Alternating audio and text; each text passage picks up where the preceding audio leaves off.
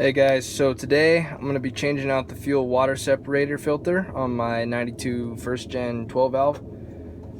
I just figured I'd put this little how-to video together for you guys who maybe haven't done it before, or just maybe thought you wanted to watch a video about a 12 valve. So anyways, I chose the Fleetguard FS 1221 because it doesn't have the whiff sensor.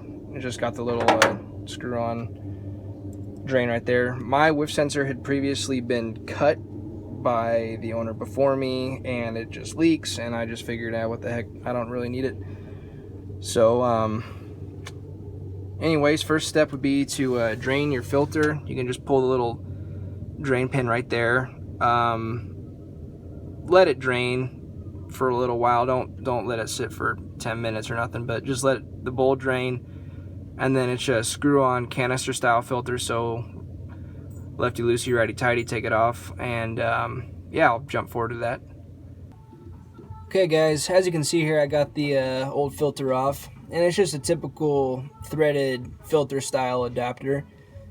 When I do this, I usually grab a rag with some contact cleaner or parts wash, and I just run it along the mating surface to ensure a proper fit to prevent leaks in the future. Alright guys, so we got the old filter off and we're going to put the new one on now. So I forgot to mention this in the beginning, but you're going to need some form of clean diesel.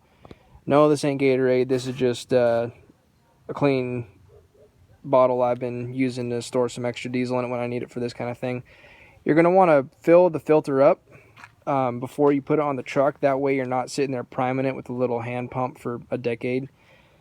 A lot of these Fleetguard filters has little step-by-step information here. You know, you got diesel 1, oil, blah, blah, blah, twist, etc., etc.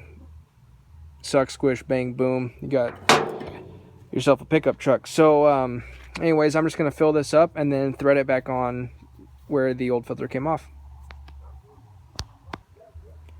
One more thing before you put the filter on, guys, run a little bit of lubricant, you know, whether it's Astroglide or it's PB Blast, engine oil, just around the black O-ring here on the filter. Just helps with insulation, helps the ring sit cleaner and not get messed up when you're putting the filter on. Alright, so here's the filter installed on the truck, threaded right in, nice and easy. These things got to be on pretty tight. So a trick that I've used for years is get yourself some parts wash and a rag, and spray the rag with some parts wash, and you can use that to help tighten the filter. For whichever reason, using the element the parts wash is made out of helps create a bite on the filter surface, and you can just use it a little bit to help you get a better grip on the filter when you're torquing it down.